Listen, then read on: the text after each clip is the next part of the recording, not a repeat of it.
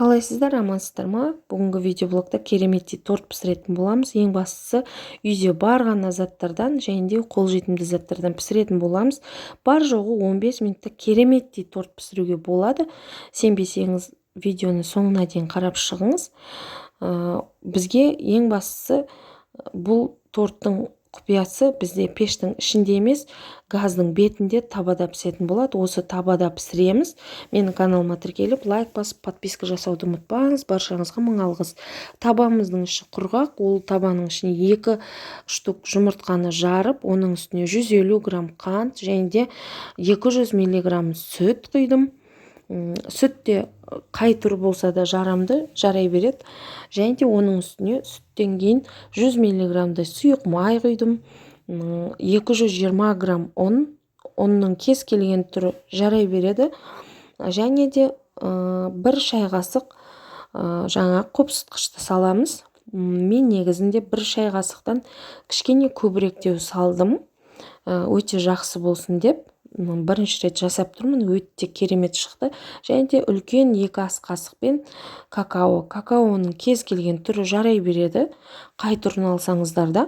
Ең бастысы осыны қосқаннан соң барлығын 1 келкі масса шыққанша түйірін жазып, әдемілеп араластыру керек. Мына жерде тағы да кішкене қосымша қопсытқыш қосып жатырмын. Жақсы шықсын деп тортым. Осылай көріп отырғандарыңыздай барлық қажетті заттарды осы табаның ішіне салып, шетінен жаймен деп әдемілеп қозғап араластырамыз. Көріп отырғандарыңыздай 1 келкі масса, шоколадный масса шыққанша жақсылап араластырамыз. Керемет торт болады. Жасап көріңіздер. Ең бастысы көп уақытты алмайды.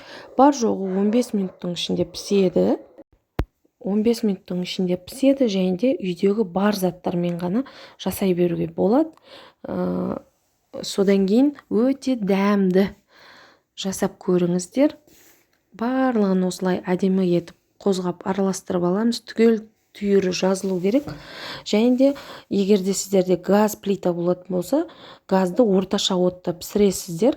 Бірақ менде көріп отырғандарыңызда электрический плита, сол себепті мен алдын ала қыздырып алдым. Және де ең төмен қойып пісіретін болам, асты күйіп кетпеу үшін.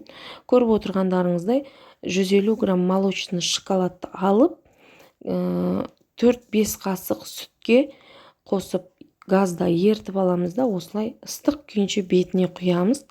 Менің тортым піскен сәтте сразу артынан осы бетінде ганаш сияқты етіп ертіп алдым да, ыстық күйінше құйдым. Және де бұл торт дайын болғаннан соң, суыған соң жақсылап холодильникте кемі 1 сағаттай ұстасаңыздар ерекше болады екен. Көріп отырғандарыңыздай мен холодильникке әлі салған жоқпын. Шыдай алмай шай ішіп алайын деп шештім. Каналға тіркеліп қойыңыздар, лайк басып, подписка жасаңыздар. Баршаңызға ас болсын, мың алғыс.